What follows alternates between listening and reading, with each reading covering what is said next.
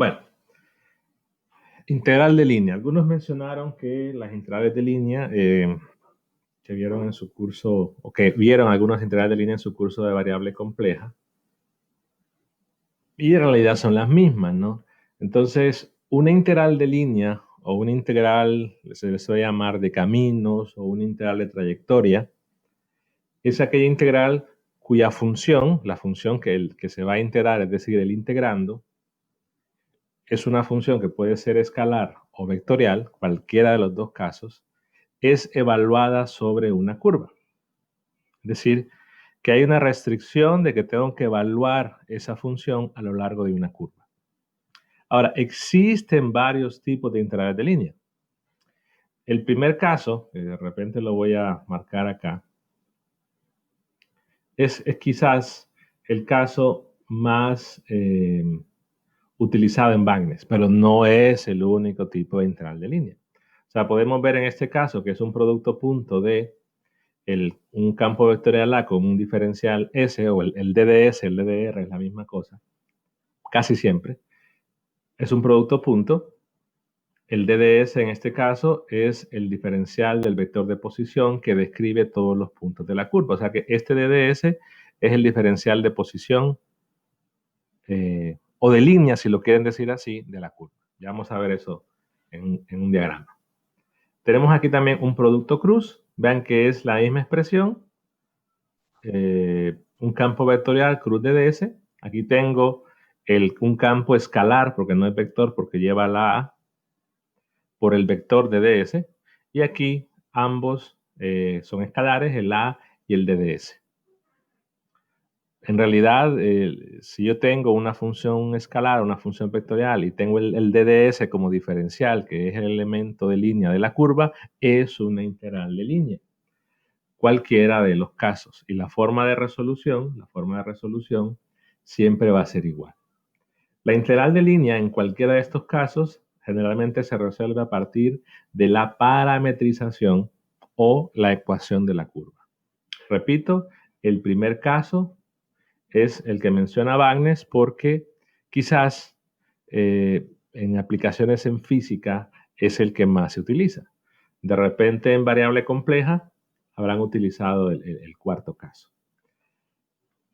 El tema de integral de línea no es nuevo para ustedes. Quizás siempre suelo ser típico de esto, dependiendo con quién llevaron física 100, habrán hecho problemas ya de integrar a lo largo de una curva, una trayectoria. Quizás otros docentes no se enfocan tanto en eso, pero ¿cuál es o cuál ha sido de las aplicaciones o de los casos que estudiaron en física 100 un problema donde hayan tenido o se requiera una integral de línea?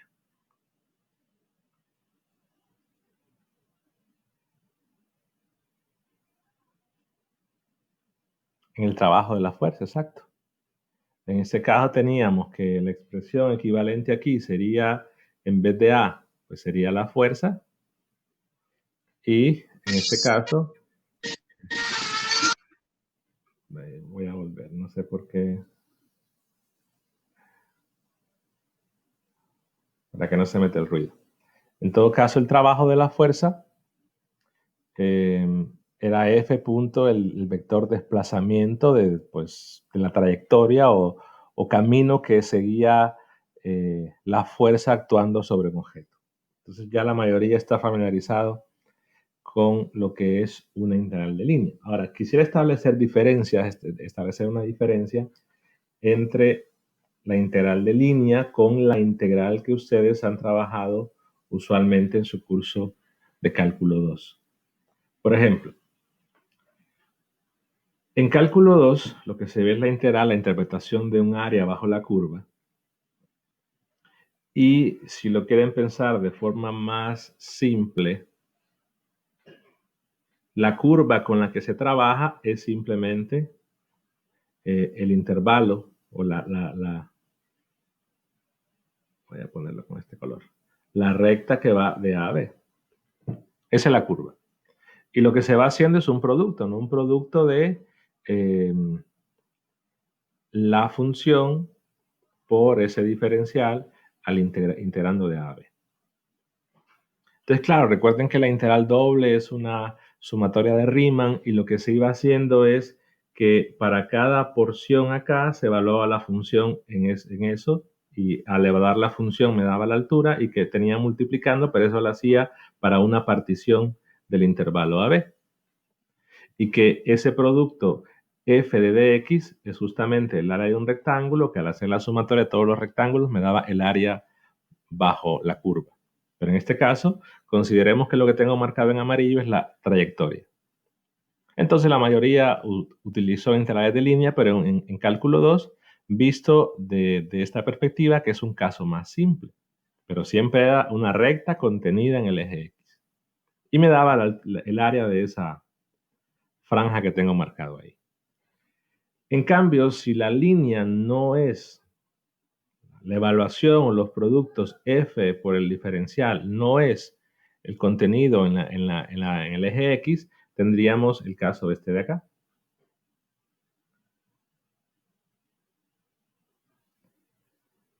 Donde igual se tiene en este caso una función, que la puedo trazar por acá, una función de dos variables. Se toma un diferencial, lo mismo tomo un rectángulo acá. Tengo que evaluar la función en ese punto y lo que obtengo entonces es que ya al no estar a lo largo del eje X tengo una trayectoria y lo que podría entender al hacer f de dx de ds, donde ds es el diferencial de línea de la curva, entonces tendría el área de esa franja. Esa es la diferencia. Entonces aquí, claro, la función tiene que ser evaluada en cada uno de los puntos de la curva porque eso al ser evaluada en cada punto de la curva me daría la altura de la función. Visto de la perspectiva de que la integral es una sumatoria, una suma de Riemann. Pero este es el caso, claro, se interpretaría el caso como que es el área de la cortina. Hay una función y yo encuentro el área que hay en esa franja abajo de la función, pero por sobre una curva evidentemente especificada cuánto es.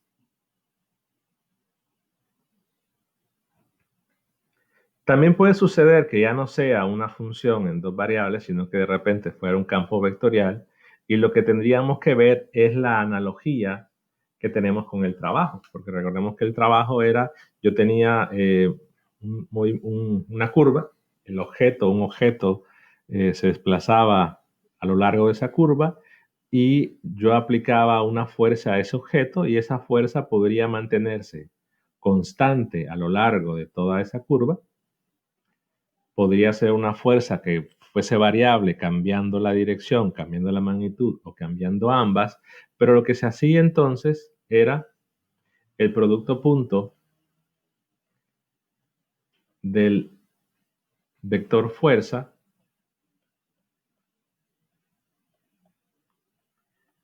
y el diferencial de línea llamado en ese caso, que es el que hemos estado trabajando nosotros o mencionando lo que en coordenadas cartesianas es de dx en x, de dy en y, de dz en z.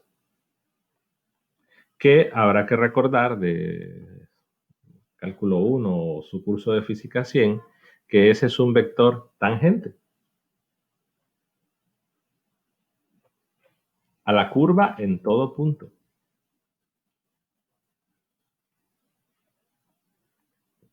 Y se puede escribir, lo puedo escribir como un vector tangente por la magnitud, donde la magnitud es el valor este. Solo para resaltar que es un vector tangente a la curva en todo punto. Entonces, ese producto punto me obliga a evaluar la función porque el producto punto depende del ángulo. Les pido que si entran tarde, apaguen el micrófono, no puedo estar muteándolos a cada que entra uno. Parece que no se conectan a estar haciendo nada porque les hablo.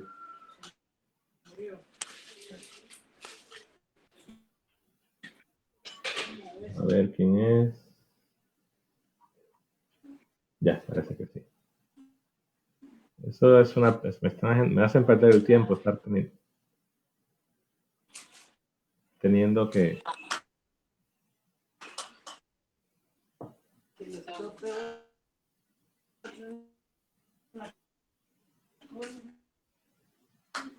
No logro averiguar quién es.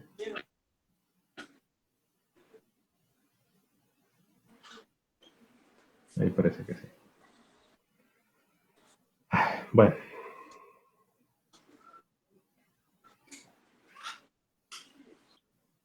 decía entonces que ese vector es tangente a la curva.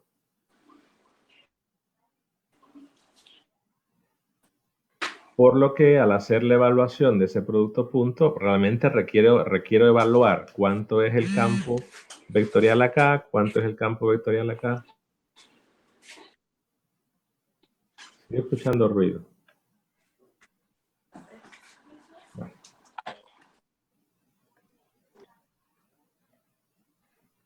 ¿Cuánto es el campo vectorial en cada uno de los puntos? Entonces hay que evaluar la función porque justamente eso va a ser la integral, hacer la partición, evaluar para una porción de longitud muy pequeña y todo lo demás que ya saben de la integral usual. Pero debe ser evaluado entonces el campo a lo largo de la curva para poder realizar la integral.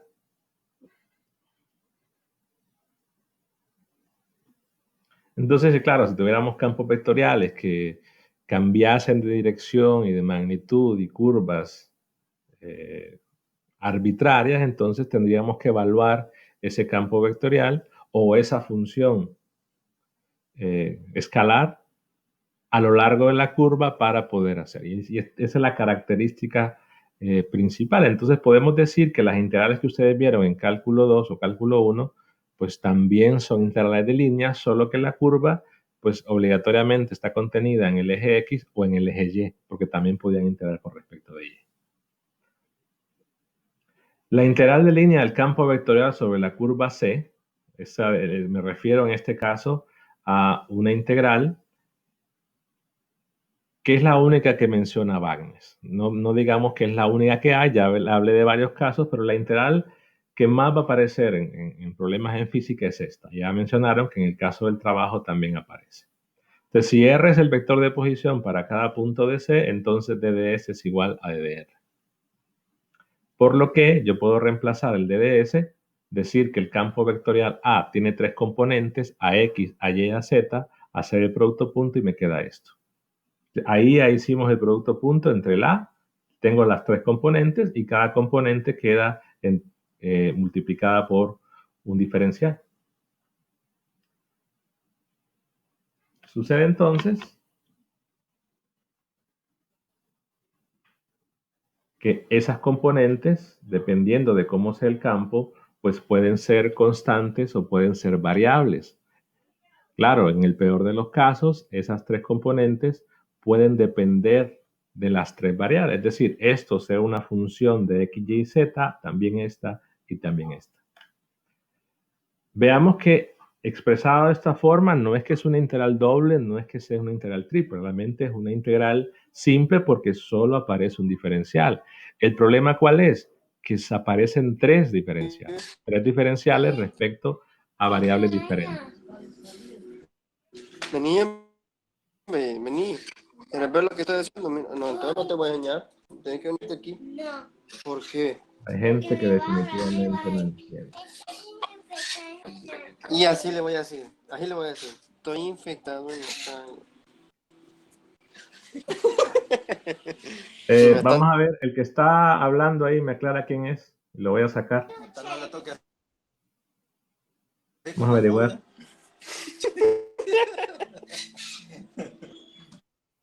Esperemos que guarde silencio. Engañarla para que haga O alguien más escucha el ruido, solo soy yo.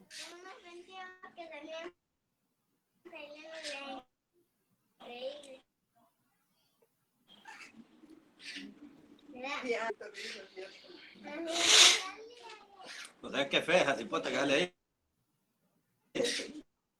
No sé por qué razón no puedo silenciarlo. Sí, eso es lo raro. Manteca se llama, ¿va? Esa es hecha en pelito. Es de otra manteca. Es de otra manteca.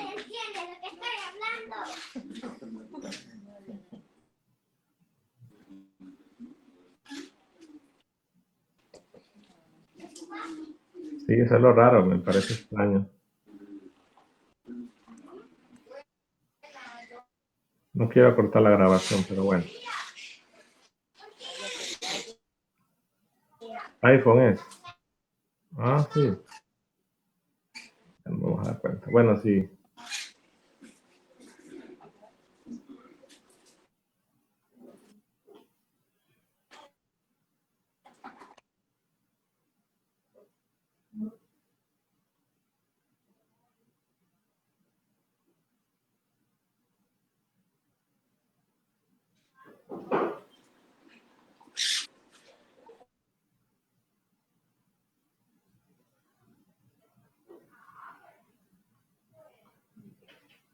Les pido por favor que apaguen el micrófono. Cuando quieran hacer una pregunta, igual les doy la oportunidad. Pero con eso soy bien delicado.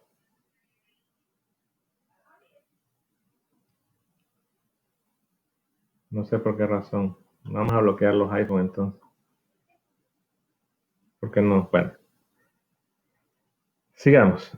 Decía entonces que tengo las tres componentes. Cada una depende de, o podría depender en el peor de los casos, de las tres variables. Entonces no es una integral simple, pero no es una integral múltiple, es una integral simple, solo que aparecen varios diferenciales.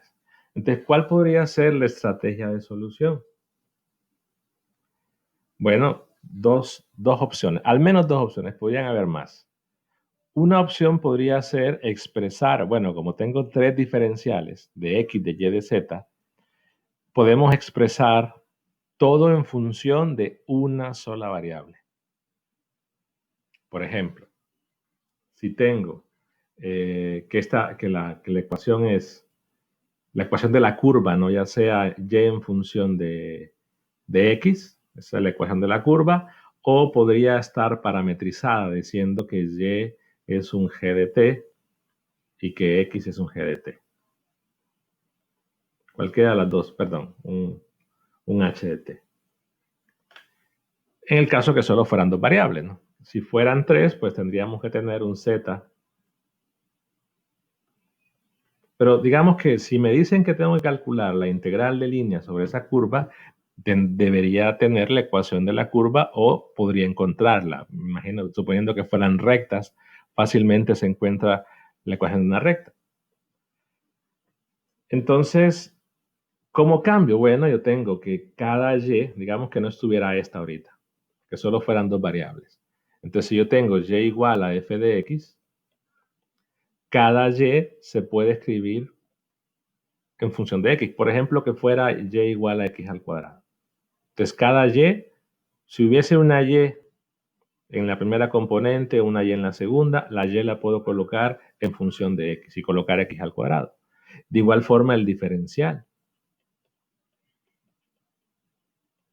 Simplemente calculo el diferencial, la derivada de f de dx. Aquí sería el ejemplo de decir d de y igual a 2 dx de dx. Y esto me va a permitir, en el caso de dos variables, ¿verdad?, que la integral, yo decido, me va a quedar solo en términos de x o me va a quedar solo en términos, pero lo cambio todo. Si fuesen tres variables, lo más probable es que se dé una ecuación paramétrica. Entonces, claro, aquí puedo escribir cada variable en función de t, que es el parámetro, y calcular el diferencial de x, diferencial de y, diferencial de z, y también colocarlos en función de t. La primera opción es dejar todo en función de una variable. La segunda, que creo que es más trabajo, dependerá de los casos, es expresar, como aquí puedo separar tres integrales simples, entonces podría decidir que cada integral, es decir, cada una de ellas, hacerla con respecto a una variable diferente. Es Si yo podría optar por decir, bueno, la primera la voy a integrar con respecto de X, la segunda la voy a integrar con respecto de Y la tercera la voy a integrar con respecto de Z. Pero claro, no, aquí solo deben quedarme Z, aquí solo deben quedarme Y, aquí solo deben quedarme X. Me debe quedar la misma variable, no importa que una integral se haga con respecto a una variable y otra, pues no, igual sale.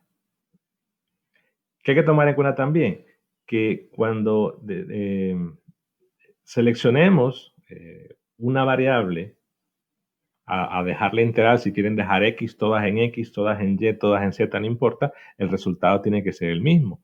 Pero sí va a existir, deben existir cambios con respecto a cuál es el límite de integración. Solo piensen en cálculo 2, ¿no? Cuando ustedes calculaban un área, un volumen de revolución, una longitud de arco, un centro de masa, si ustedes decidían integrar con respecto de X, entonces tenían que ver cuáles eran sus límites en X. Si querían integrar con respecto de Y, tenían que ver cuáles eran sus límites en Y. Entonces también van a tener que jugar con eso, ¿no? Los límites de integración van a depender de cuál variable sea. Al final de cuentas, dejar todo en una variable o trabajar tres integrales con variables diferentes debe llevarlos a la misma respuesta.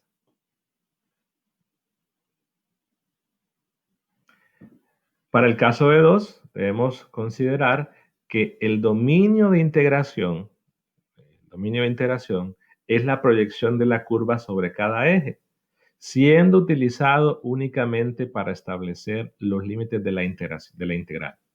Es decir, que si yo mi integral tengo esta curva, ¿no?, que va de este punto a este punto, o la curva que tengo marcada en color rojo, y yo decido integrar con respecto de X, bueno, entonces mi límite de integración sería de A a B.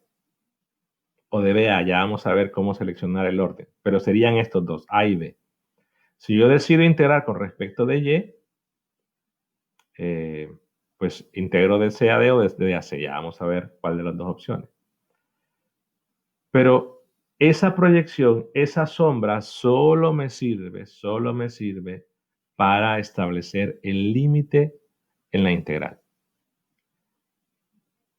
¿Por qué menciono esto? Porque en ese caso, por ejemplo, tenemos que tenemos una integral y los ejemplos que voy a hacer me refiero a problemas de errores comunes. Digamos que tenemos la curva y igual a x cuadrado entre 1 y 1.5. Entonces, la proyección es esta parte de acá. Y estarán de acuerdo que en cualquier punto de la proyección, y vale 0. ¿Cierto?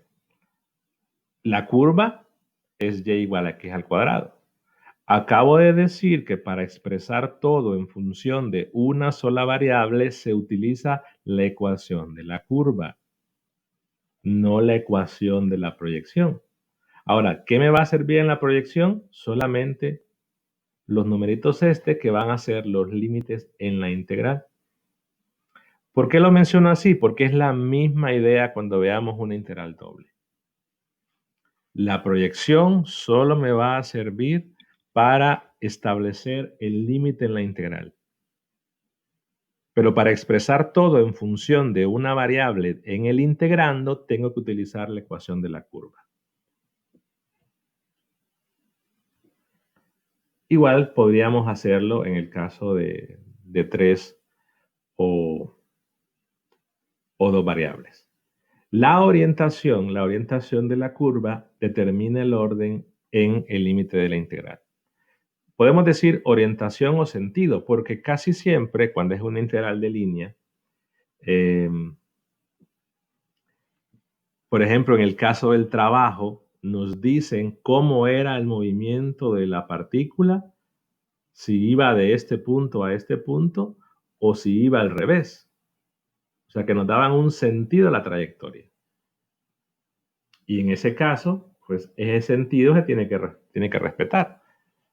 Porque en el caso del trabajo no era el resultado del trabajo del peso cuando íbamos del suelo a una altura tal a calcular el trabajo del peso cuando íbamos de una altura al suelo. Daba diferente porque influía en todo caso el sentido o orientación de la trayectoria. Entonces, simplemente, por ejemplo, si tengo la curva aquí, que va de este punto a este punto, y yo decido integrar con respecto de x, bueno, debo mantener ese sentido a la hora de hacer la integral, decir va de a a b en x, va de p a q si lo hago en z, o va de c a d si lo hago en y. Igual si fueran dos variables. Integro de a a b e integro de c a d. Si mi curva pues tiene una orientación diferente y fuera así, por ejemplo, si la curva viene así, entonces es de a a b, de b a a, deben colocar la integral de b a a y luego colocar la integral, o si lo hacen en y, de d a c. Entonces, la orientación les define el orden en el caso de los límites de la integral.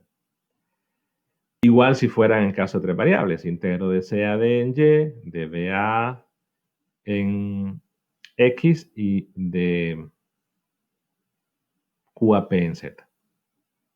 Entonces, el diferencial de línea, el DDR, no tiene nada que ver con la orientación.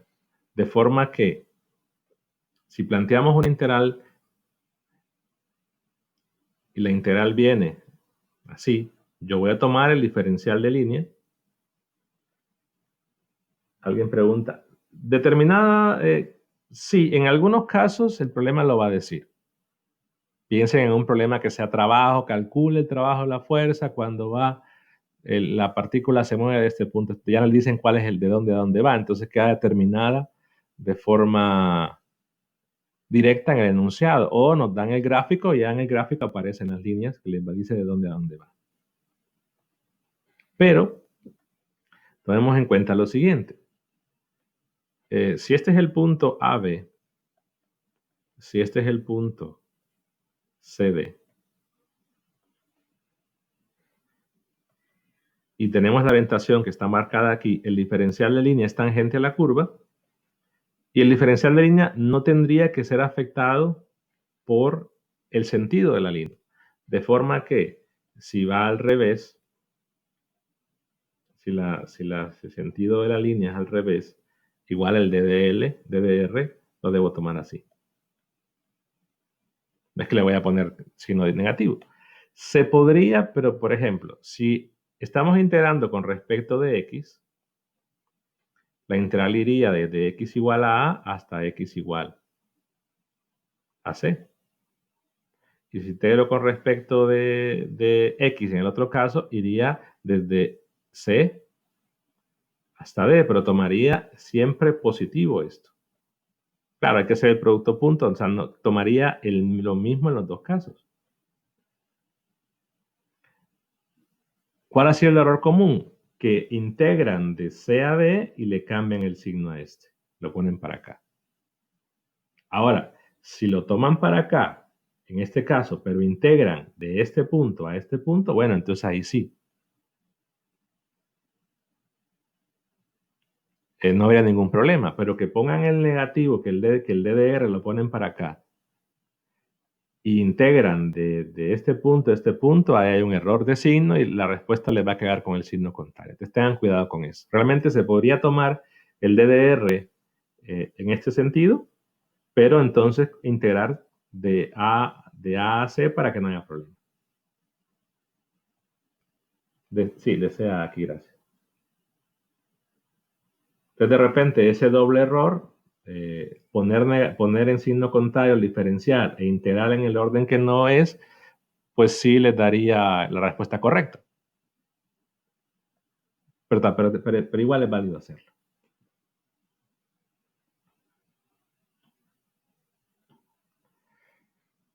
Ok, para una trayectoria cerrada, es decir, cuando la curva arranca de un punto y termina en ese punto, a la integral de línea se le denomina circulación. Muchos libros en realidad le llaman circulación a cualquier integral de línea. Wagner y la mayoría de libros de electromagnetismo se refieren a circulación cuando es cerrada la trayectoria. Y vamos a quedar así. Tiene que ser cerrada la trayectoria para que sea llamada circulación. Y la circulación es una medida del giro del campo. ¿Por qué razón? Porque si nosotros imaginemos que tenemos que esto es un producto punto, ¿no? Que el DDR va...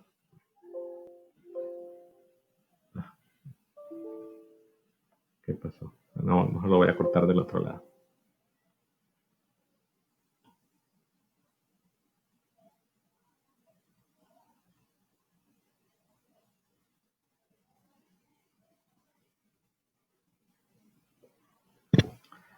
Si tengo ese campo vectorial y tengo esa trayectoria, yo dibujo aquí un pequeño diferencial de línea. Recordemos que el DDR es tangente a la curva en todo punto.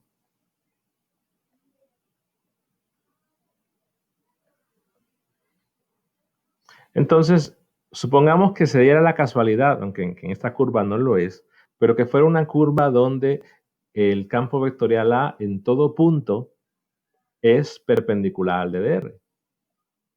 Claro, como el producto punto son dos vectores perpendiculares, saben que ese producto es cero y no hay que hacer nada. Pero en el otro caso,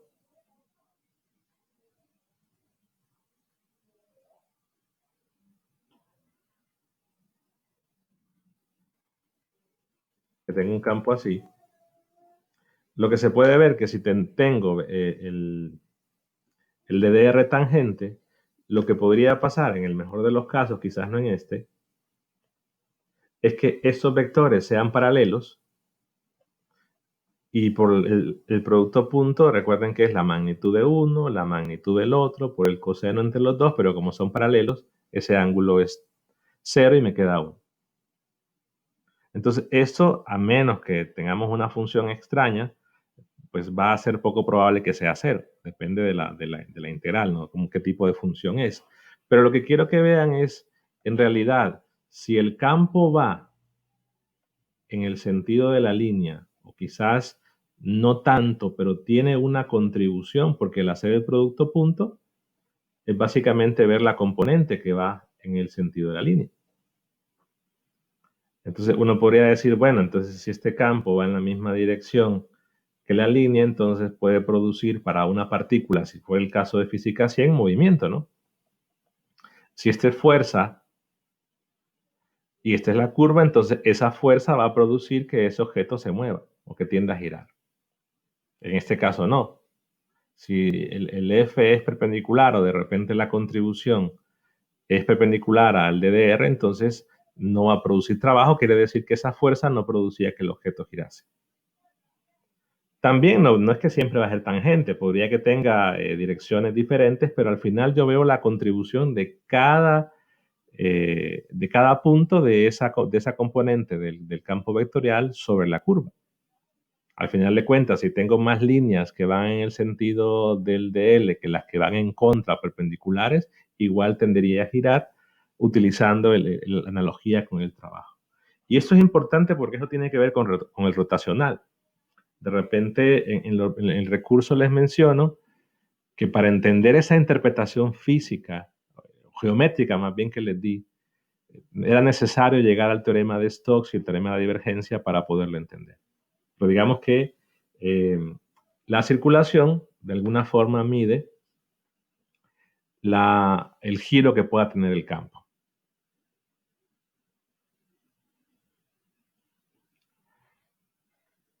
Integral de superficie. La integral de superficie es una extensión, porque es aquella integral cuya función, ya sea escalar o vectorial, es evaluada sobre una superficie. En la de la línea, pues es evaluada sobre una línea, aquí es evaluada sobre una superficie, y al igual que antes podemos tener varios casos. El caso tratado en Bagnes es este, pero pueden aparecer más, ¿no? Es decir, no solamente es esta integral de línea, sino cualquiera de estas. Vean que ya aparece A por un DDA, que ya lo vamos a definir. Aquí aparece un producto punta primero, luego aparece un producto cruz. El resultado de esto, recuerden que esto es un escalar, ¿no? Porque es un producto punto. El resultado de esto es un vector. Aquí tengo escalar por vector. Esto es un vector y aquí tengo escalar por escalar. Esto es un escalar. Cualquiera de estos casos es una integral. Perdón, superficie.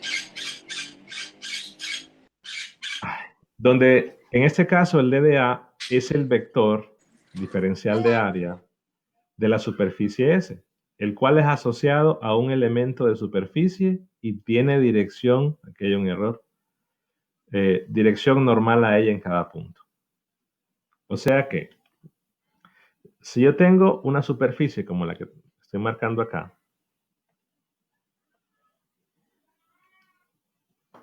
imaginemos que tengo el campo vectorial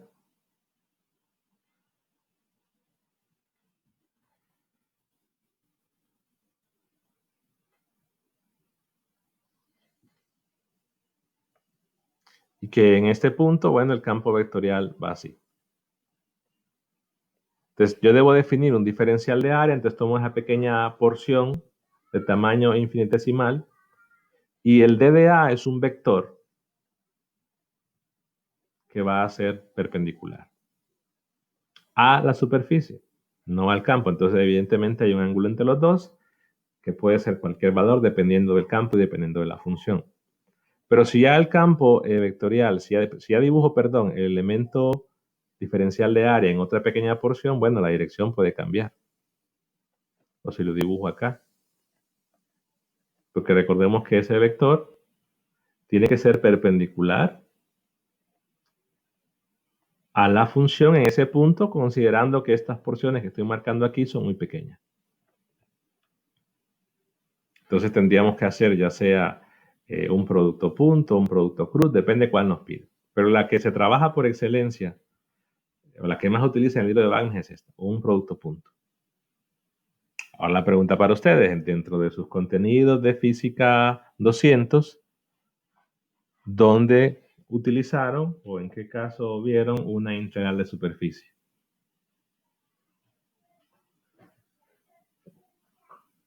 Pueden escribir, no es necesario que hablen.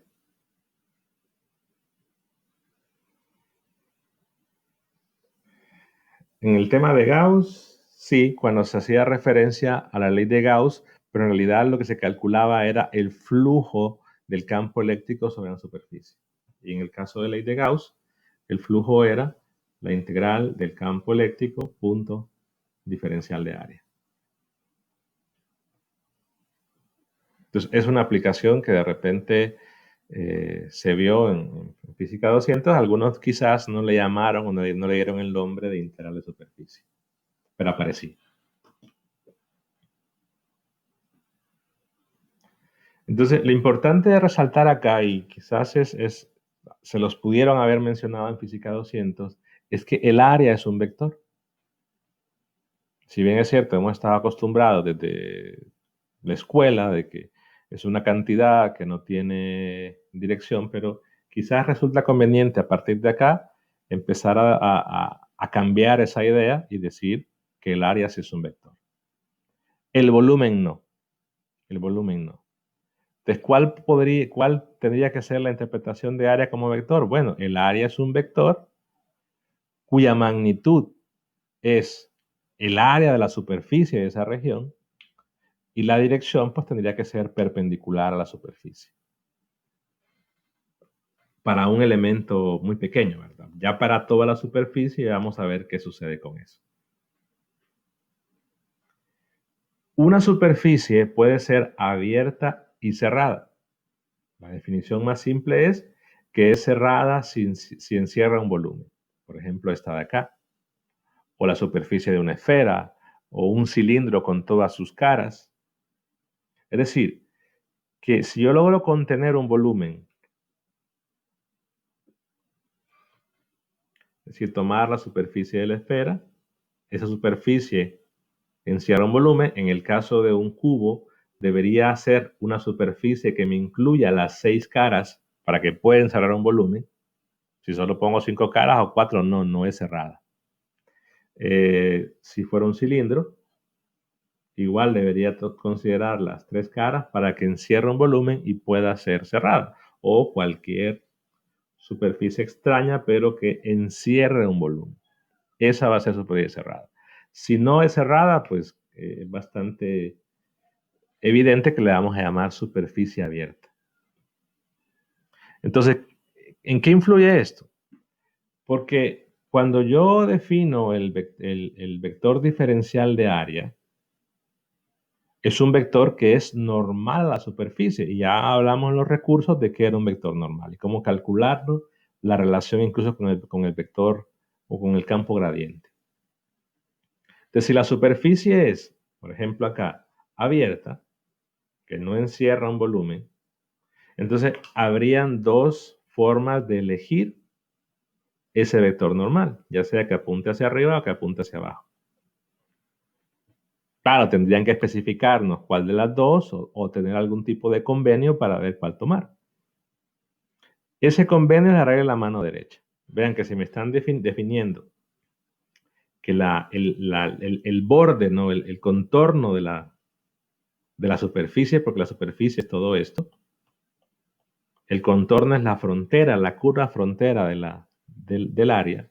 Si me están definiendo entonces ese sentido, pues la regla de la mano derecha, aquí va a ser complicado explicarla sin que vean la mano,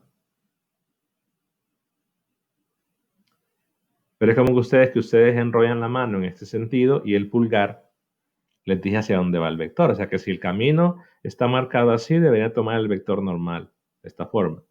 Si el camino está marcado al revés y ustedes quieren enrollar la mano, pues tienen que colocar el pulgar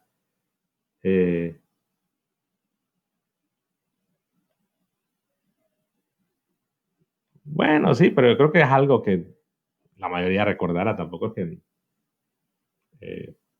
lo pueden ver con un tornillo, pues si no quieren ver la mano. Si lo ven desde arriba, ¿no? Es decir, si lo ven desde arriba, visto desde arriba, si gira en sentido antihorario, entonces va saliendo de la hoja. Si lo ven desde arriba y gira en sentido horario, pues va hacia abajo. Hay varias formas de verlo, pero eso es algo, no es algo nuevo. Es decir, eso lo han visto desde sus cursos básicos.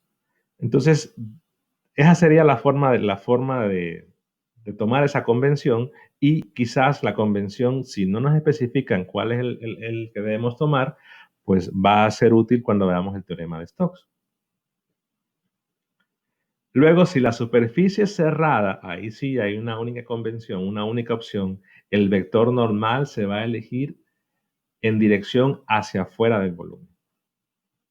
O sea, que si aquí es una esfera, tendríamos aquí vector normal. Si lo dibujo en varios puntos, tiene que ir hacia afuera del volumen. Y es aquí, bueno, el vector normal en cada cara va hacia afuera del volumen, igual acá. Si afuera, por ejemplo, una superficie que está conformada por dos esferas, y la superficie es la superficie de la esfera exterior junto con la esfera interior, entonces si voy a dibujar el vector normal aquí, el volumen es este, ¿no? Lo que voy a marcar esto es el volumen que encierra la superficie que está formada por las dos esferas. Entonces, en el primer caso, el normal tiene que ir hacia afuera del volumen, y en el segundo tiene que ir hacia afuera del volumen. Igual, cualquier figura extraña que vayan a considerar, al ser cerrada, encierra un volumen y el vector normal tiene que ir dirigido hacia afuera.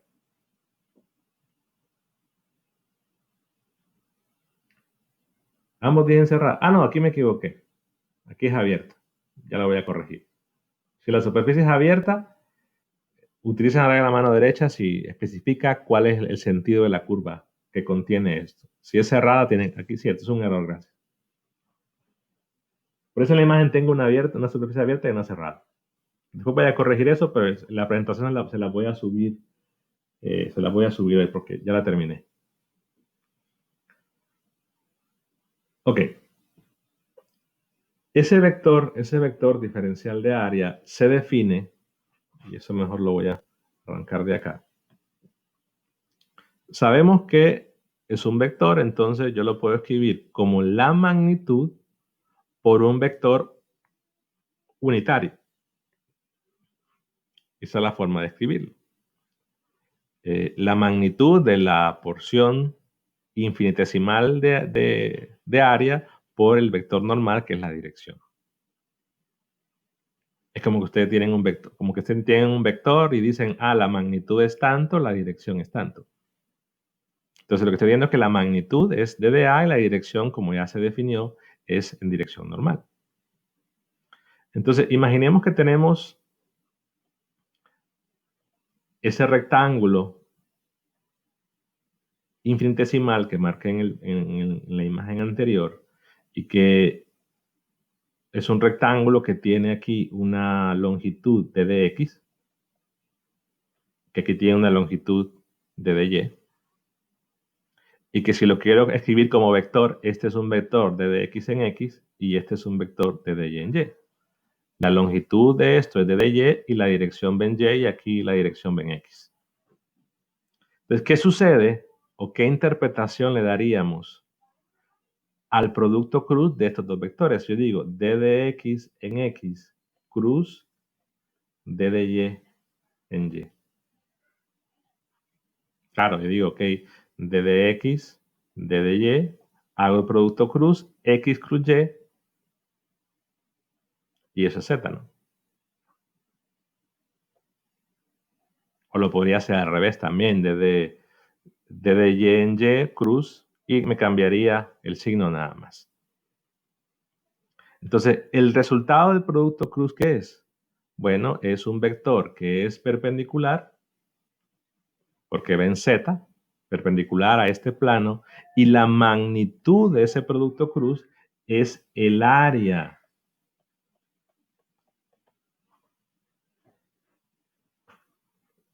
de esa porción de plano que pues tiene como lados a los vectores. Eso creo que fue de las cosas que quise resaltar cuando hablé del producto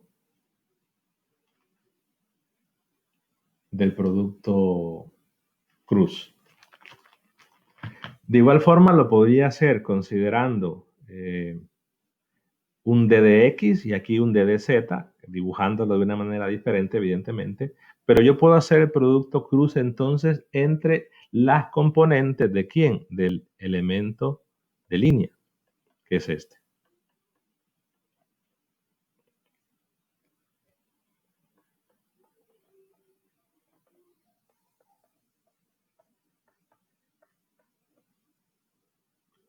Y eso me va a permitir definir el área. ¿Por qué? Porque tendría una dirección y cada componente equivale a un área. Entonces el vector diferencial de área lo puedo definir. Si quiero la componente X, hago el producto cruz de estas dos, que sería d de y, d de z en X. Si quiero la componente Y, hago el producto cruz de estas dos, que sería ¿cuánto? D de X, d de z. Y si quiero la componente Z, hago el producto cruz de estas dos, que sería d de X, d de Y. Solo que aquí las componentes le voy a poner más menos, porque la dirección de quién depende, depende del vector normal.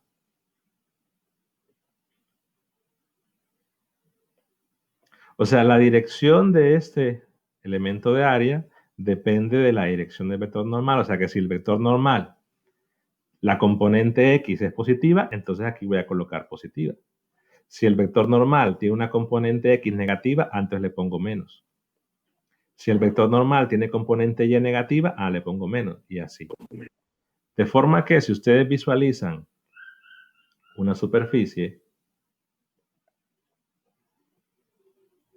y ustedes dibujan este elemento acá, ustedes ven este vector, ven que al sacar las componentes, componente Z positiva, componente Y positiva, igual a X. Pero si fuese, digamos, mejor lo voy a poner así, plano, para que se vea mejor. que lo veo de perfil, ¿no? Entonces, si yo lo dibujo acá, este es el diferencial y una componente va a ser positiva y la otra es positiva. Pero si yo lo dibujo acá, la componente X es negativa. Si fuera esta la X y la Y es positiva. Entonces, eso me va a decir qué signo voy a tomar. O sea, que los signos se van a tomar de acuerdo al signo de la componente respectiva del vector normal. Pero la idea de utilizar el producto cruz para, a partir del elemento diferencial de línea, obtener el elemento diferencial de área, es algo que se puede utilizar en cualquier sistema de coordenadas. Yo solamente digo, hago el producto cruz entre dos componentes del diferencial de línea y obtengo una componente del diferencial de área. Es algo que, si recuerdan eso, pues realmente no hay necesidad de memorizar el diferencial de área. En cualquier sistema de coordenadas solo tienen que recordar, eso sí, cuánto es el diferencial de línea. Alguien pregunta, ¿la componente del vector va a ser positiva? Sí, creo que se refiere al caso de Wagner, ¿no? Por ejemplo, es que Wagner solo lo pone en una imagen un tanto extraña. Ustedes simplemente, no sé, quizá creo que es más fácil verlo sin ese ángulo, o sea, piénsenlo así. Vaya, por ejemplo, que ustedes lo ven de perfil y que este es el eje X, este es el eje Z, y que el eje Y está entrando a la pizarra. O sea, que ustedes se paran, como que se paran atrás, aquí. Y ustedes lo que ven es esto. Entonces, solo digan, si ustedes dibujan el vector normal y van a descomponer, pues esta va en dirección de X positiva, pero esta va en dirección de X negativa. Entonces, solo tienen que ver eso. Lo de los ángulos tendrían que decir con respecto a qué ángulo. Claro, uno va a decir, si estoy midiendo el ángulo con respecto al horizontal, y lo hago aquí, también mido el ángulo con respecto al horizontal. Creo que es más complicado verlo así. Simplemente vean, al descomponer el vector normal, qué signo tiene cada componente. Pero en realidad el signo no va a ser necesario calcularlo, porque recordemos que el vector normal es el gradiente. Entonces ya, al ser toda esta una función, entonces al ir evaluando la función me va a aparecer el signo directamente. Quizás lo de visualizar los signos, perdón, es para problemas donde rápidamente podemos decir cuál es la dirección. En un problema que sea una figura bastante extraña, calculo el gradiente y tengo la función, evalúo y eso me va a decir cuál es el signo en cada caso. Ahí un momento. Sí, perdón, que estoy con un lápiz y con el mouse, entonces cuando agarro el lápiz no se ve. Ok. Entonces es por esa razón que colocamos los dos signos, considerando dos opciones posibles.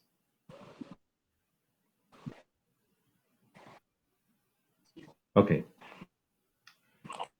La integral que más se utiliza, y ya lo mencioné al principio, es esa a punto de S, y esa en realidad se llama flujo del vector A sobre S.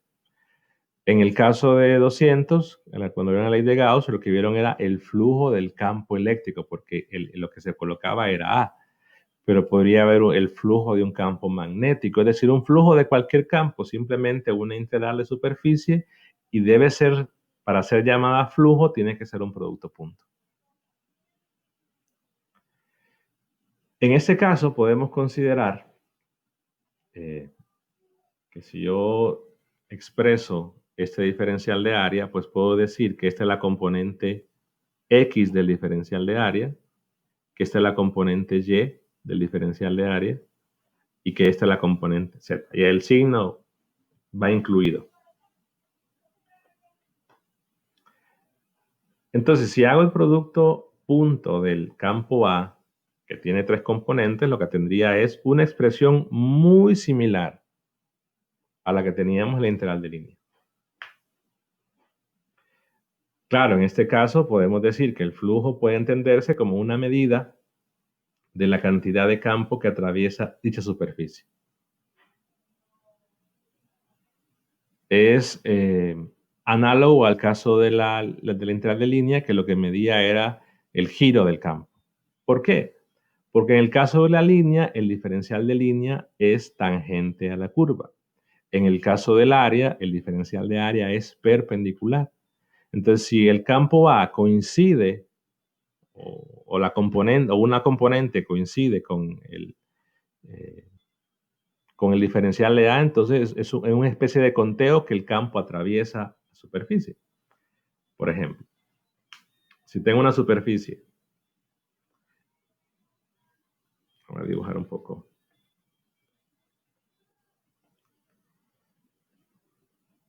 Y este es el diferencial de área. Y tengo un campo A. Y evidentemente al hacer el producto punto de A con D de A, ese resultado no es 0.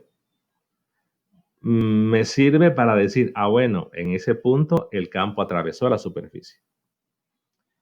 Pero si el campo A se daba la casualidad que era perpendicular ahí, entonces A al hacer A punto de DA me da 0, puedo decir que en ese punto el campo no atravesó, porque al hacer el producto punto me daba 0.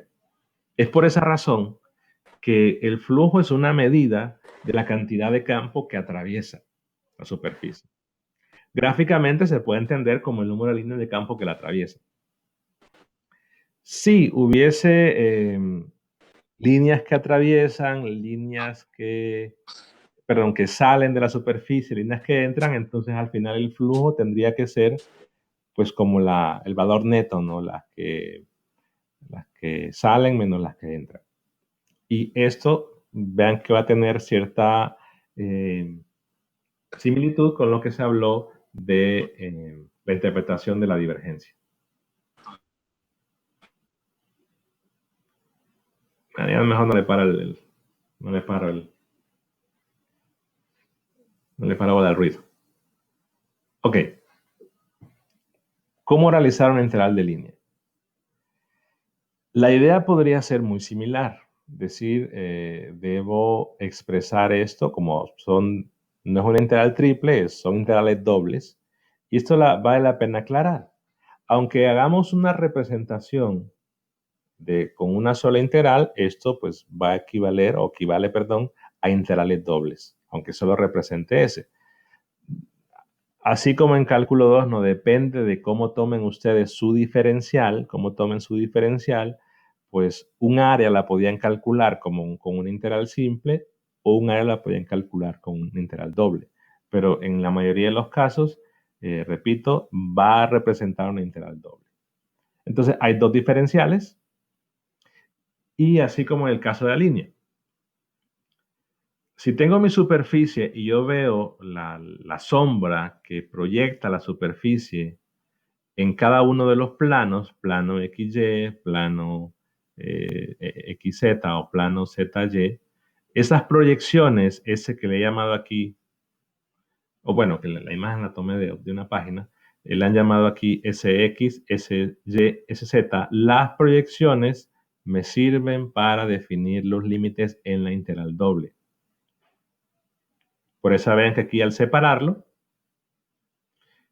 digo que integro con Sx, Sy, Sz. Entonces aquí la opción que estoy planteando es que voy a hacer 3 integrales, una integrando y y z, otra integrando xz, otra integrando xy, por lo que el campo, la componente A, debo expresarla en función de y y de z, aquí la componente y debo expresarla en función de x y z, y aquí la componente z debo expresarla en función de x y y. O sea que aquí me debe quedar todo expresado en términos de las dos variables con las que voy a integrar.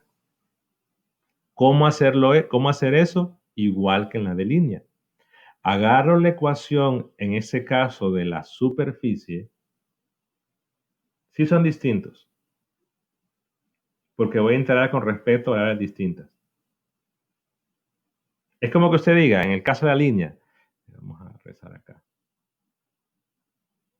Como que, lo puse, como que usted diga, si usted integra X, va, con respecto de X, va de A a C. Pero si usted integra Y, va de B a D. Entonces, al cambiar la variable de integración, los límites van a cambiar. Sería demasiada casualidad que fuesen iguales, pero podría ocurrir. Depende de cómo sea la superficie. Entonces, aquí ya estoy indicando que es que en la línea creo que no lo puse así. Déjenme ver. No, no lo separé. Porque no dije cuál opción hacer. Pero como aquí estoy dando una opción que es integrar 3 dobles, porque son 3 integrales dobles, solo debo recordar que debe quedarme expresado todo esto en función de las variables 2 en este caso que vayamos a integrar. ¿Cuál es el problema? Primero, debemos recordar cómo plantear una integral doble. Imaginemos que ustedes tienen una proyección, ¿no? O su región a integrar es esta. Que este es el origen, que este es Y. Esto, perdón, al revés, sería YX. Que esta es una parábola. Y que este es el punto 1,1. Y van a plantear la integral doble. Ese es el dominio de integración. Una de las proyecciones, digamos que fuera el SZ.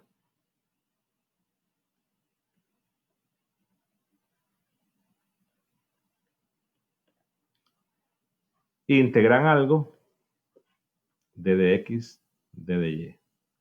Y claro, en una integral doble, recuerden que el orden aquí está relacionado con lo que va a ir acá.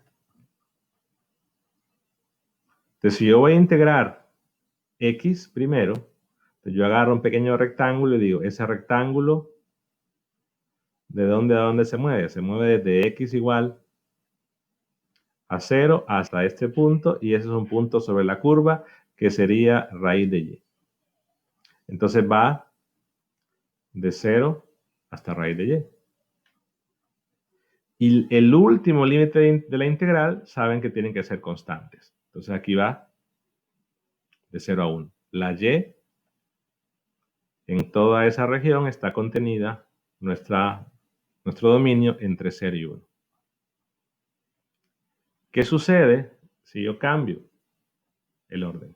¿Qué se puede hacer? Si yo cambio el orden, entonces la y en este caso va desde muevo la y, va a ser en azul. Muevo la y desde este punto, que este es un punto sobre la curva, que sería entonces y igual a x al cuadrado, hasta este punto de aquí, que es y igual a 1. Y la x, bueno, veo de dónde a dónde está encerrada nuestra región en x. Y otra vez de 0 a 1. En una integral múltiple es obligatorio, bueno, no obligatorio, es siempre el último límite de las integrales va a ser constante. Los otros límites, en este caso, los límites interiores, podrían ser algunos constantes, pero normalmente van a ser funciones. Funciones dependiendo de quién, de las ecuaciones que definan los bordes de nuestra región o de nuestro dominio de integración. No necesariamente al cambiar el orden me van a quedar los mismos límites. Ven, aquí cambió. Claro, en el caso de me queda de 0 a 1 en ambos porque el punto coincide, pero si este fuera el punto, por ejemplo, 2,4, aquí me quedaría de 0 a 4, aquí me quedaría en Y de x al cuadrado a 2. Porque esta recta de acá es y igual a 2. Y la x, perdón, y igual a 4 y esta es x igual a 2. La y va de 0 a 4, la x... Esperen, lo puse al revés. Aquí.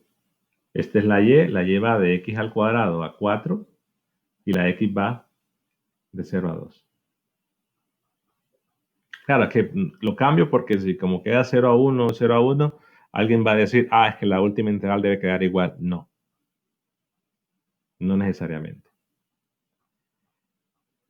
¿De qué depende ese límite? Y esto es algo que deben de saber hacerlo ya, porque es parte de los contenidos de, bueno, supongo yo, contenidos de cálculo 2.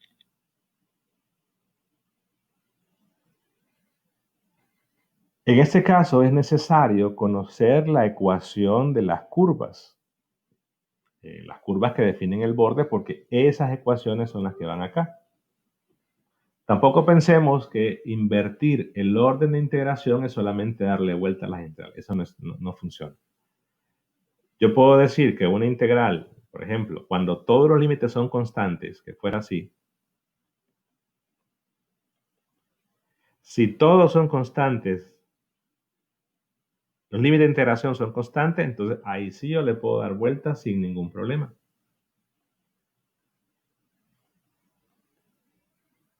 Pero si son variables, hay variables entre los límites, no solamente darle vuelta. Tengo que irme al dominio de integración y a partir de ahí, pues plantearlo. Pero requiero la ecuación de la curva. Se requiere. Entonces, si vemos acá y yo calculo la proyección, si es una curva rara, digamos el SX aquí abajo, el SZ, perdón, aquí pareciera un círculo. Bueno, si es un círculo ya puedo encontrar la ecuación. Ok. Pero en el caso de las otras dos, que fueron una curva bastante rara y no fuéramos capaces de encontrar la ecuación, yo no podría plantear esa integral, porque no puedo determinar la ecuación, o porque de repente la ecuación me va a complicar la integral, y ese es el problema. Quiero que vean esa parte. Entonces, si al final de cuentas quiero hacer 3 integrales, pero no puedo calcular las curvas que definen el borde de las proyecciones, no voy a poder plantear las integrales o las integrales se me van a complicar. Porque poder expresar las componentes en función de las dos variables, eso creo que es la parte de menos trabajo. Pero en algunos casos tampoco se va a poder. ¿Por qué? Imaginemos que tenemos esto, ¿no? Y que la ecuación acá es y igual a x. Voy a ponerle en el caso de un plano, voy a poner un plano mejor, que el caso más simple, que sea x más y más z igual a 1. No es la ecuación así, el dibujo así, pero digamos. Entonces, claro, si yo tengo la componente x, que debo dejarla en función, que tengo las tres variables x, y, z, pero la componente x, visto acá, debo dejarla en función de y, z, quiere decir que voy a agarrar la x y voy a despejar para que la componente me quede y, z. O sea que de aquí voy a agarrar una, la que no me debe quedar la integral en términos de ella para dejarla en función de las otras. Pero entonces requiero también tener la ecuación de la superficie, que en algunos casos se va a poder encontrar, en otros casos va a ser complicado. Entonces, pensando en eso, resaltamos que las componentes, así como la integral de línea, para expresar las componentes del campo A en términos de la variable de integración, debo utilizar la ecuación de la superficie, no de la proyección. Que ese es un error común. Para cambiar las componentes, o sea, lo que está en la integral, debo utilizar la ecuación de la superficie, no de la proyección. La proyección me sirve como dominio de integración para establecer los límites de la integral doble.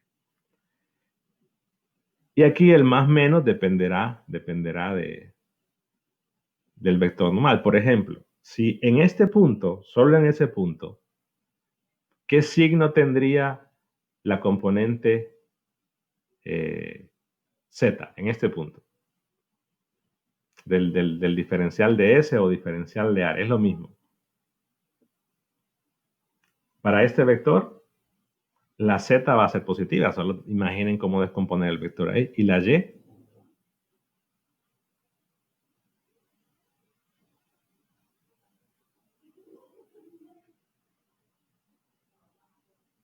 es negativa. Ahora la X sí tendría que girarlo un poquito más para ver si va para acá o para acá. La X sería complicado identificarlo a partir de ahí. Pero vean que lo que les decía, o sea, los signos de las componentes va a depender del signo del vector normal. Entonces, aquí hay complicación. No es que no se pueda hacer, en algunos casos se va a poder hacer, pero esto me obliga a calcular 3 integrales dobles. 3. Sumar o restar los resultados según los signos y calcular. Pero es una opción válida, aunque se puede complicar.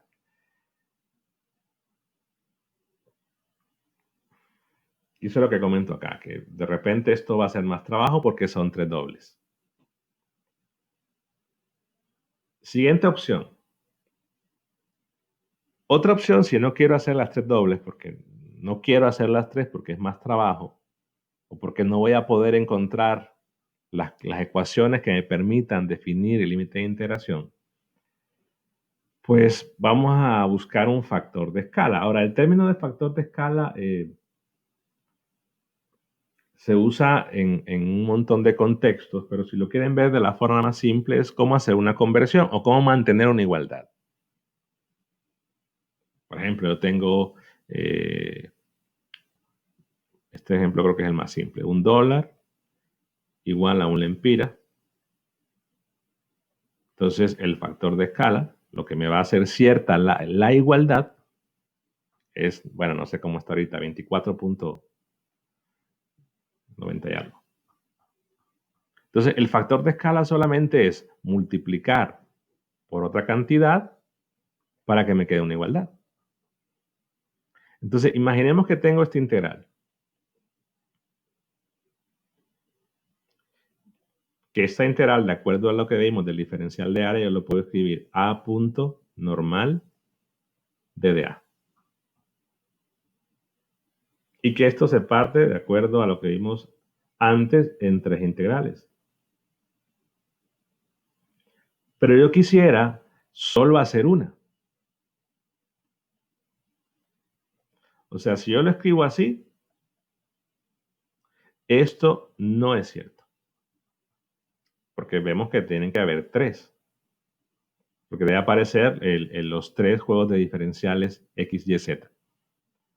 Pero quisiera preguntarme, bueno, si solo hago una integral, ¿será que puedo encontrar algún factor, algún número?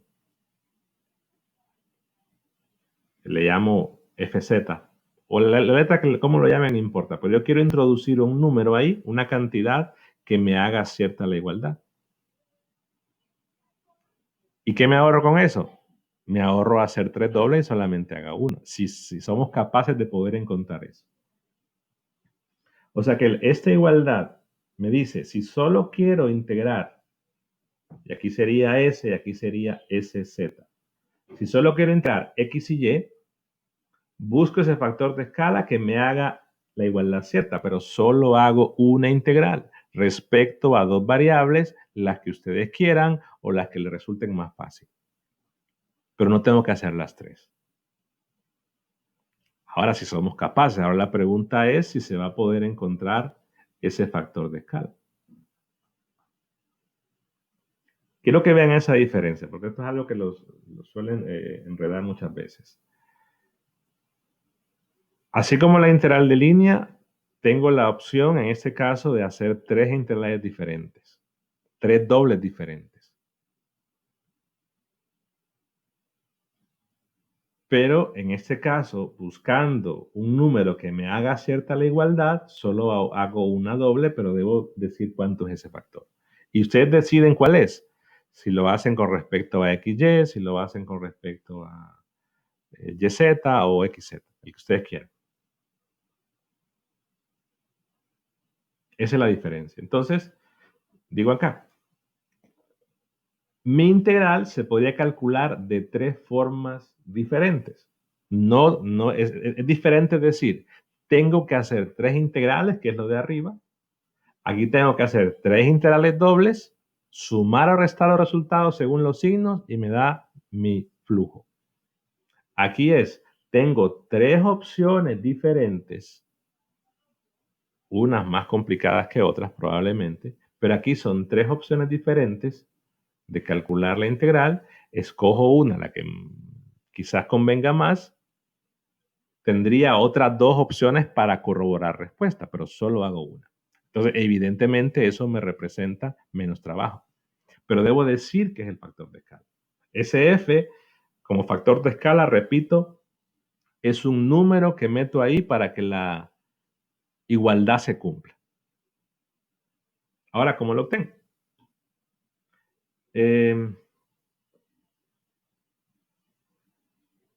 Bueno, lo que acabo de decir está acá. Digamos que voy a hacer el ejemplo solo con z. Solo lo voy a hacer con el factor de escala en z. Es decir, si yo decido a que voy a hacer una integral doble nada más y la integral doble que voy a hacer va a ser con respecto de x y de y. Porque si hago las otras 2 opciones, el análisis o la deducción es exactamente la misma.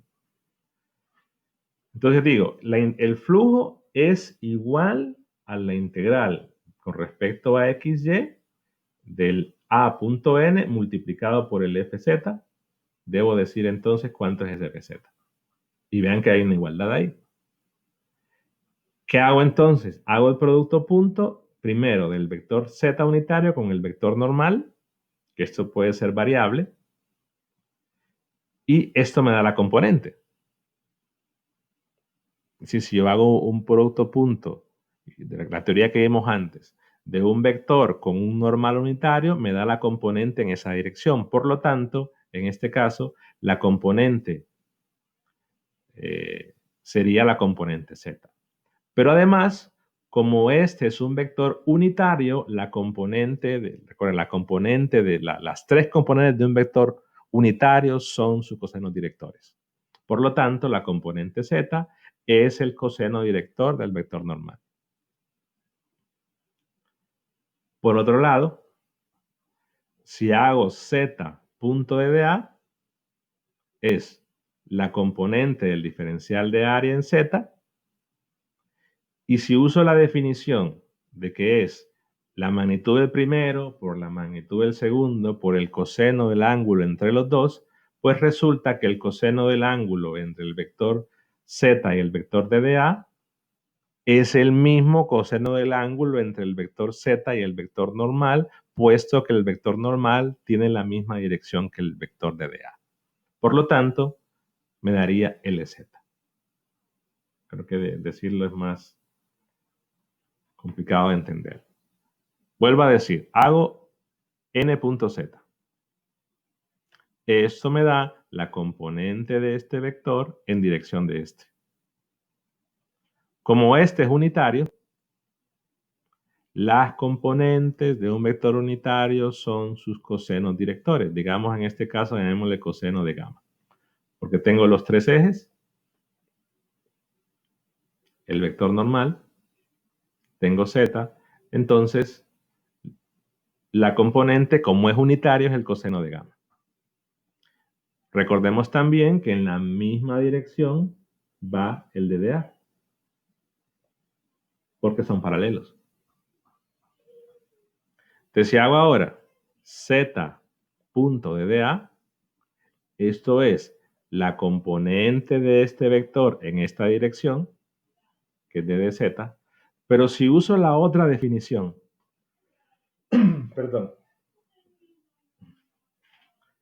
si uso la otra definición de producto punto es la magnitud del primero Ese es uno.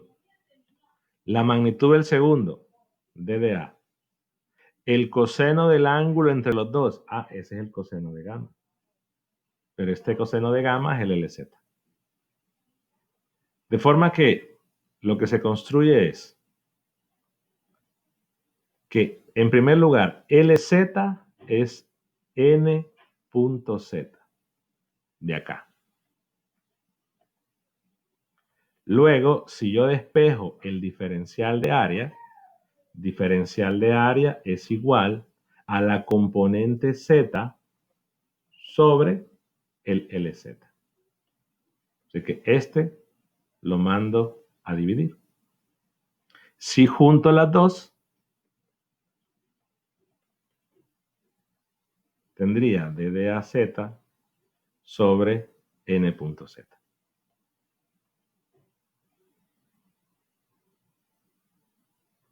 Dicho de otra manera, si tengo el d de a, eso lo puedo escribir 1n.z d de az.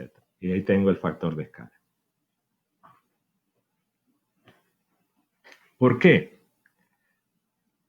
Porque cuando hago la integral, es la integral de a punto de dA. Esa integral es la integral de a punto normal de dA. Entonces lo que voy a cambiar es el de dA. Diciendo a punto normal, el de dA es 1 sobre n.z de dAz.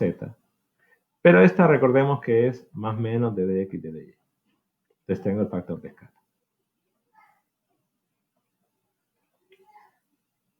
De lo que hago en realidad es despejar el DDA.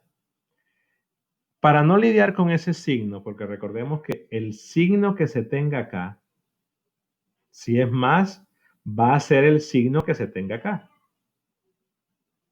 O sea, si aquí era positivo es porque el vector normal era positivo. Si aquí era negativo es porque el vector normal es negativo. Entonces, para no poner ese signo, porque los signos a final de cuentas, si aquí es más, aquí va a ser más, se van a anular. Entonces lo que se hace normalmente es no escribirlo, porque los signos se van a eliminar, ya sea más entre más o menos entre menos. Entonces lo que hago es, me olvido de ese signo arriba y coloco directamente dx de dy. Y abajo coloco n.z, pero le pongo valor absoluto para no estar lidiando con el signo. Estarán de acuerdo también que el vector unitario es el vector normal entre su magnitud. De forma que como tengo ese cociente entre esto y esto, en realidad cuando cambie por esto, lo que se va a eliminar es la magnitud, que va a estar aquí arriba y que va a estar aquí abajo, entonces lo puedo cancelar, por lo tanto, sin ningún problema, o no hace falta para fines de este caso, colocarlo unitario. Lo puedo colocar así, sin ser unitario, porque la magnitud, si lo hacen después, van a ver que se cancela. Esa es la idea. Ahora, ¿cómo son los resultados para los otros dos factores de escala? Es la misma historia. El fx simplemente va a llevar x punto normal y el fy va a ser y punto normal. Respondiendo a la pregunta de Oscar, ¿los factores influyen para...? No, los factores vean que es la misma cosa. Eso no nos dice por qué dos variables nos decidimos a integrar. Lo que nos dice es la región, la proyección. Si vemos que la proyección, en el caso de XY, yo puedo tener la curva más fácil o es un dominio de integración donde la integral me va a resultar más fácil, entonces me voy por ese. Si ya veo que el dominio de integración, las curvas que me define el borde del área, de la proyección es medio complicada, eso me va a complicar la integral. Solo piensen en esto, la imagen que teníamos acá arriba. Por ejemplo, ustedes aquí pueden decir, bueno, Si integro primero x, tengo que integrar un radical. Si integro aquí en y primero, integro un polinomio. Alguien me va a decir que es más fácil integrar un radical. Bueno, son iguales en este caso porque son bien simples. Pero si fuera aquí, raíz de y cuadrado más no sé qué, aquí x cuadrado más no sé qué, evidentemente esta integral va a salir más complicada por la forma de la curva. Entonces, esa es la forma de decidir.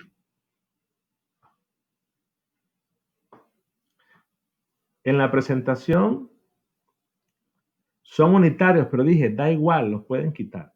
Es que en realidad no se quitan acá. En el factor de escala sí van. Cuando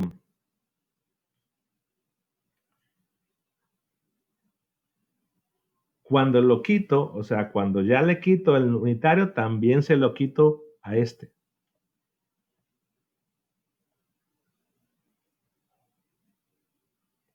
O sea que el factor de escala, por definición, tiene que ser unitario. Pero cuando ya planteo la integral, no hace falta poner unitario. Pero porque elimino el que ya estaba del DDA con el que agregué como factor de escala.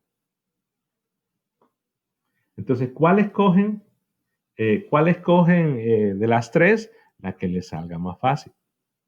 Pero solo hacen una de las tres. ¿Qué ventaja hacer tres? O sea, es más fácil hacer perdón, hacer una doble que hacer tres dobles.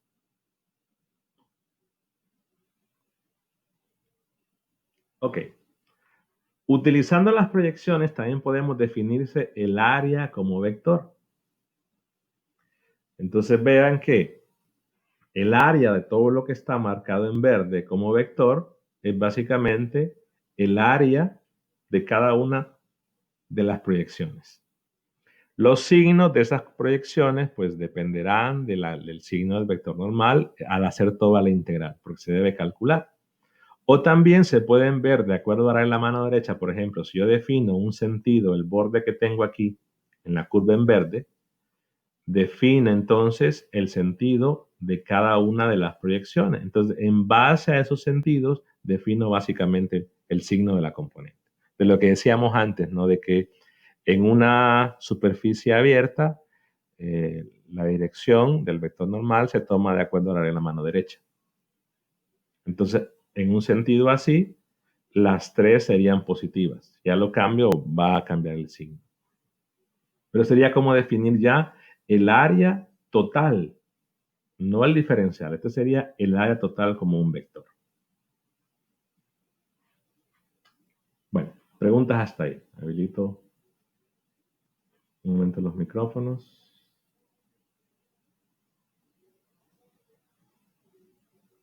Claro, alguien me va a decir, es que en Bagnes no está así. Claro, en Bagnes solo lo menciona en 3 paginitas y pone un ejemplo y ya está. Ingeniero, Dígame. no sé si tendría un problema en volver a explicar la parte en la que se acaba el factor, que no comprendí muy bien ese proceso. Ok, vamos a ver. Lo vuelvo a escribir.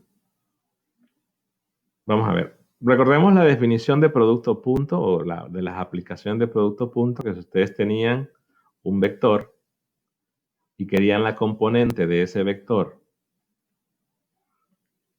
en la dirección de otro, esta componente, que le llamé AB, esa componente AB, ¿qué cosa era? Era A punto B unitario. ¿Cierto? Entonces, si yo tengo el vector normal o normal unitario y tengo el vector Z aquí son unitarios, la magnitud tendría que ser igual, pero solo para que el dibujo se parezca.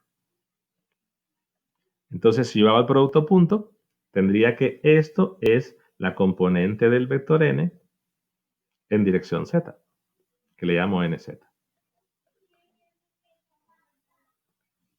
Repito, los dibujos no están en escala, porque ambos tienen que tener magnitud 1. Pero además, recordemos que cuando tengo un vector unitario, sus componentes también lo dijimos en la teoría de la clase del lunes, sus componentes son sus cosenos directores. Eso solo es cierto para vectores unitarios. Entonces, si este es el vector normal, la componente z es su coseno director. ¿Ok? Bueno. Vamos a la otra parte. Después hago n.dda. La misma historia, ¿no? Si agarro un vector y al producto punto, aquí me conviene verlo al revés, decir que, perdón, era z. Decir que este punto me daría la componente del diferencial de área en z, que esa dijimos que era más o menos de x de y. Eso por un lado. Por otro, yo puedo usar la definición de producto punto, es la magnitud del primero por la magnitud del segundo por el coseno del ángulo entre los dos. Aquí lo tomo. La magnitud del primero, ¿cuál es? Es 1, porque es unitario. La magnitud del DDA, pues es DDA sin vector. El coseno del ángulo entre los dos. Pero resulta que si este es el coseno entre ¿quién? Entre el Z unitario y el DDA. Entonces, si yo dibujo Z unitario, dibujo el vector DDA, recordemos que el DDA tiene la misma dirección del vector normal porque es perpendicular. Entonces, el coseno del ángulo entre este vector y este es el mismo entre este y el DDA. Entonces, este es el coseno director. Solo que aquí le llamaríamos gamma para que tenga sentido y decir, bueno, teta es igual a gamma. Entonces, al final de cuentas, tengo dos ecuaciones. Una es que el coseno director es n.z. La otra es que la componente del diferencial de área en z es la magnitud del diferencial de área por LZ. Esas son las dos ecuaciones que se trabajé ahorita. ¿Qué hago? Reemplazar. Reemplazo esto acá. De forma que el diferencial de área en z es dDA ¿por quién? Por n.z. ¿Qué hago después? Despejar.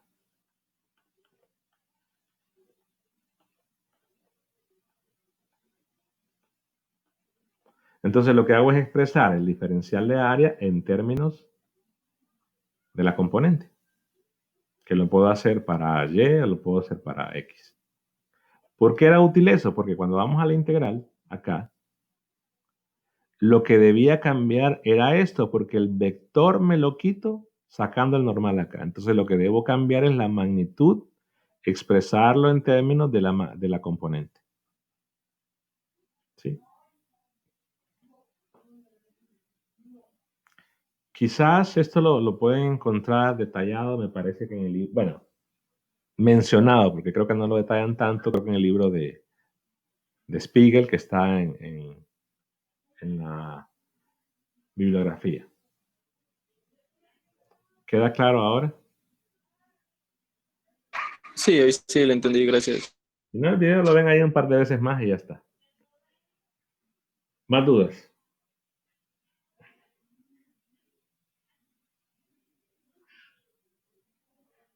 Dígame.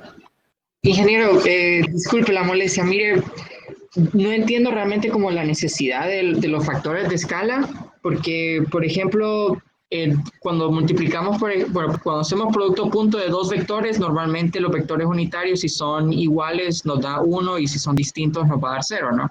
Entonces, ¿perdón? ¿Y si no? ¿Cómo así? No, pues, ¿y si no ocurre eso? Sí, el No, pero punto, claro, lo que plantea está bien. Si por ejemplo, creo que se vale la pena mejor detallarlo.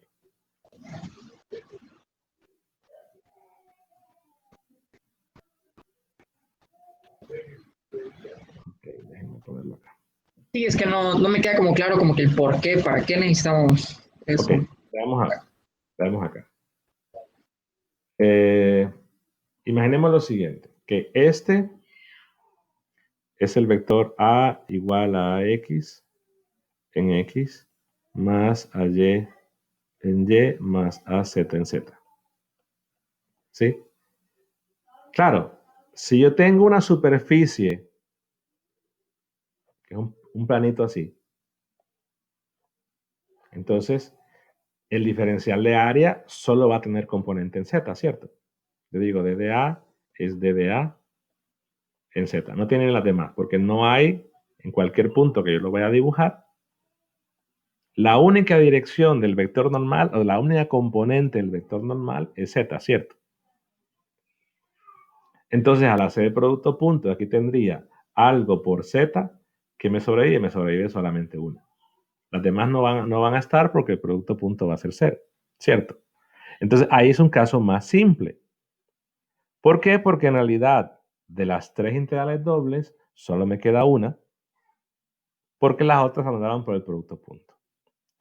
Sería similar si estuviéramos en un sistema de coordenadas cilíndricas, donde este vector de área tiene una sola componente de acuerdo al sistema de coordenadas. Entonces, si eso pasa, es más simple. Pero imaginemos que estamos, claro, ¿qué casos van a hacer eso? Círculos, cilindros y planos, y ya. Pero si yo estoy en un paraboloide y de repente el vector normal, digamos que me sale así: 2 en X más 2Y en Y más Z. Entonces, y tengo un campo vectorial así: X en X más X cuadrado Y en Y más XYZ, Z. Te lo que acabo de decir es que si el vector normal tiene una sola componente, el producto punto se va a reducir y la integral me quedaría, una integral doble. Pero si tiene las 3.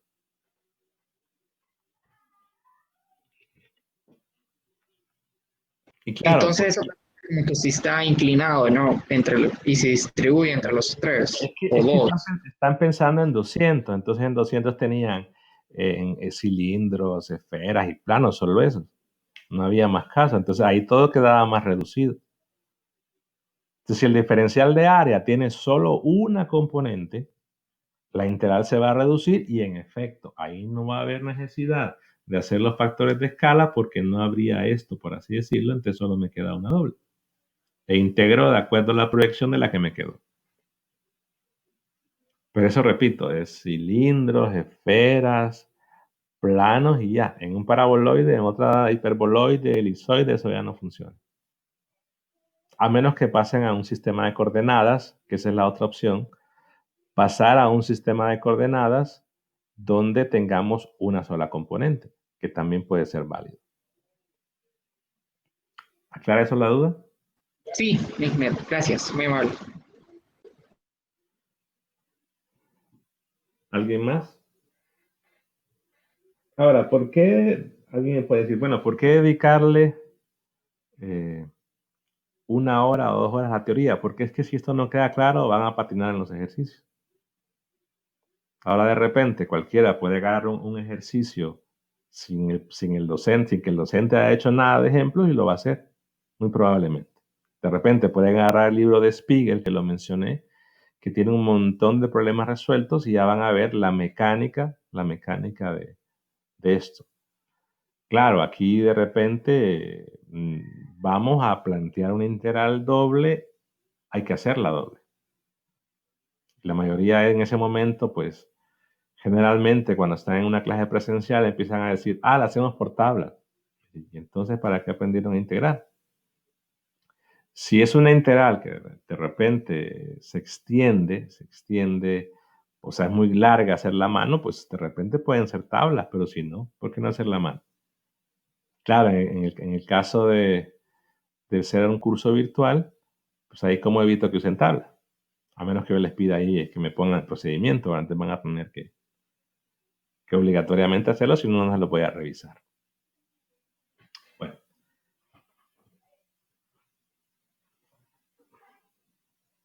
Si no hay más dudas, quiero ya finalizar con lo último de integrales. Si hablamos de una integral de superficie cerrada, veamos que colocamos el simbolito, igual que en el caso de la línea, colocamos un símbolo para decir que la superficie es cerrada. Repito, encierra un volumen. La integral de volumen es más simple, pero igual pueden haber de dos tipos. Una integral de volumen sobre un campo vectorial o sobre un escalar. La gran ventaja aquí es que el volumen no es un área. El volumen no es un área, perdón, no es un vector. El volumen no es un vector. Entonces, eso de las componentes es menos trabajo. Quizás el detalle puede ser de que el volumen no es un vector, es que al plantear esto por un escalar, es que tenga aquí 3 componentes y por lo tanto tenga que hacer 3 integrales triples en este caso. Depende de dónde estén. Es que el teorema de Green funciona solo para 2 variables. Si son 3, es el teorema de Stokes. Pero se podría decir que sí. Yo digo que olvídense de Green, usen Stokes. Y realmente Green se les olvida la fórmula y hasta ahí llegaron. Mejor digamos Stokes, que es más general. Entonces, en una integral de volumen, si tengo el campo vectorial, entonces son 3 componentes. Debo hacer 3 integrales, una por cada componente. ¿Cómo obtener el diferencial de volumen? Bueno, que alguien va a decir en coordenadas cartesianas, esto es d de x, d de y, d de z, y también, a diferencia de las coordenadas de las integrales dobles, que en una integral doble uno dice, tengo 2 formas de integrar, primero con respecto a x, luego con respecto de y, o al revés, y que esas formas de integrar me van a cambiar el límite de integral de ambos, a menos que sean constantes, que es el caso más fácil. Pero en el caso de una integral triple, si yo cambio el orden, tengo 6 opciones diferentes. O sea que una integral triple se puede hacer de 6 formas en el sentido que decido qué variable integral primero, cuál después y cuál por último. Pero que en la última integral debe obligatoriamente ser límites constantes. Las anteriores no necesariamente. ¿Cómo obtener ese diferencial o cómo recordarlo? Porque hay que pensar en las coordenadas diferentes a las cartesianas. Decíamos entonces que si yo recuerdo el diferencial de línea y yo hago el producto cruz entre 2 componentes, tengo cada componente del diferencial de área.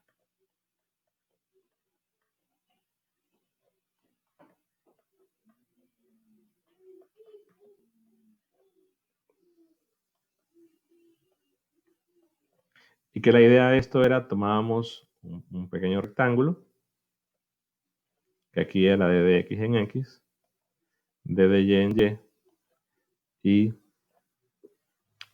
agrego ahora un d de z en z, porque ahora quiero construir un elemento de volumen.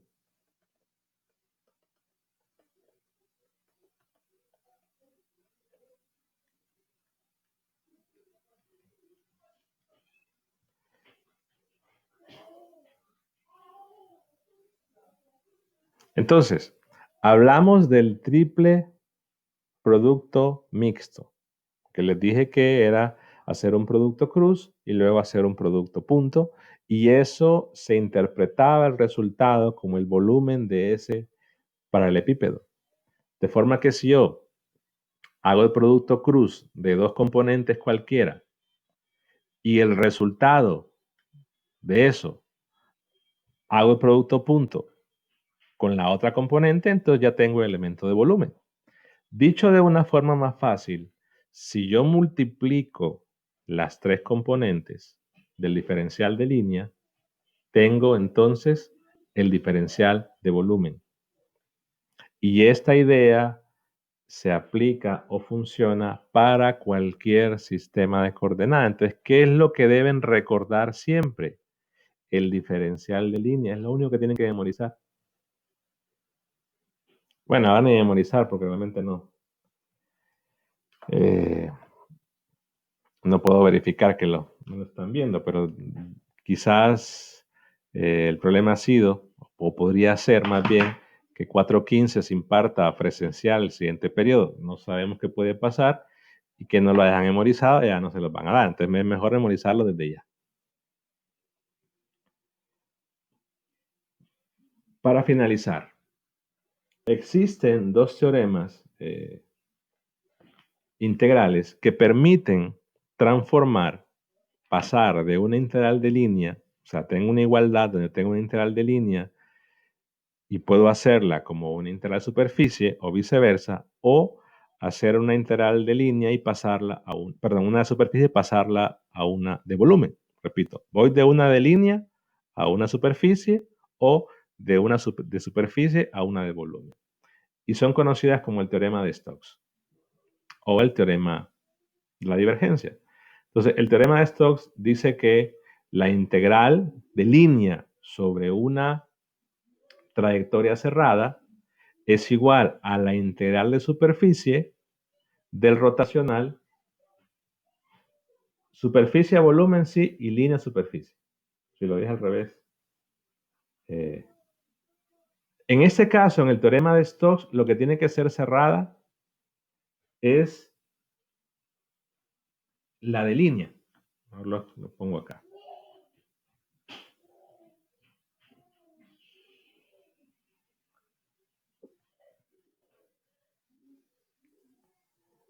O sea, aquí tengo una de línea, una de superficie. Pero claro, este C me define una línea que va a tener cierta orientación, digamos que es así, tiene que estar cerrada. Ese C. Ahora, ¿qué es S aquí? S es lo que está siendo encerrada por C. ¿Cómo debería tomar el vector normal acá? Bueno, lo que decíamos antes. Si aquí estoy utilizando un sentido para la línea, el vector normal tendría que ser tomado de acuerdo a la regla mano derecha. Pero paso de una integral de línea cerrada a una integral de superficie que no puede ser cerrada, no hay forma. Aquí tiene que ser obligatoriamente abierto. Es más, puedo ir al revés y el teorema de Stokes tiene que ser abierta la superficie, si no, no es válido. En el otro caso, en el teorema de la divergencia, que voy de una de superficie a una de volumen,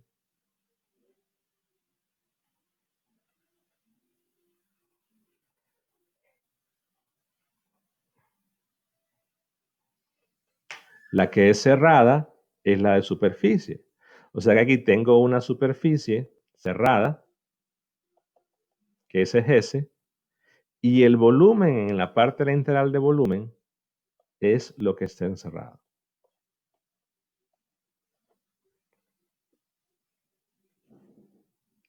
Ven que aquí debo calcular el rotacional de A y aquí debo calcular la divergencia. Si ustedes solo lo hacen en dos variables, les queda el teorema de Green.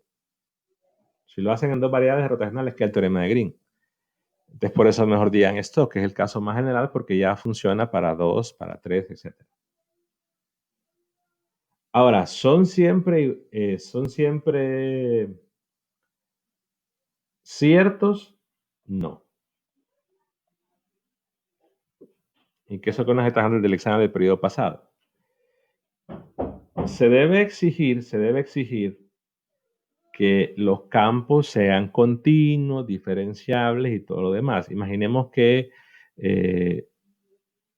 tengo acá un producto, calculo la derivada y que al hacer la multiplicación me quede ahí un cero o una función que se hace cero, un denominador, y tengo problemas.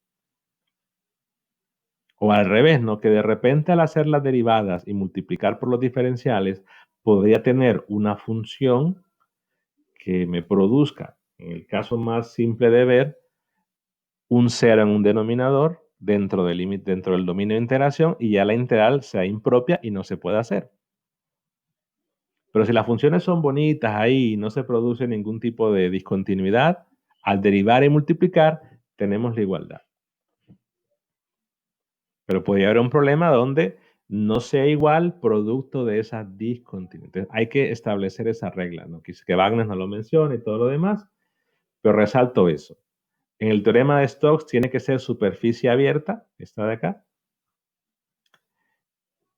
y que la igualdad en ambos casos se da si los campos son, pues yo digo, bastante bonitos en el sentido de que no son funciones con denominadores tan complejos que van a producir alguna integral impropia que va a diverger la integral. Porque si diverge la integral, no se va a dar el caso. Pero, es decir, podría haber funciones bastante rebuscadas donde no tengamos la igualdad. Para finalizar, si en un problema piden comprobar el teorema de la divergencia o el teorema de Stokes, lo que está diciendo es hagan ambos lados y vean que en efecto da lo mismo. En los dos casos. Hacen el lado derecho, hacen el lado izquierdo, les da lo mismo. Está bien, no les da igual, habrá que ver si hay algún problemita como el que acabo de mencionar de discontinuidades o de que son funciones no derivables o en efecto se equivocaron en algún lado. Bueno, de repente si alguno tiene que ir a clase, igual él lo puede hacer. Ya voy a cortar la grabación, pero voy a dejar un par de minutos por si hubiese alguna pregunta.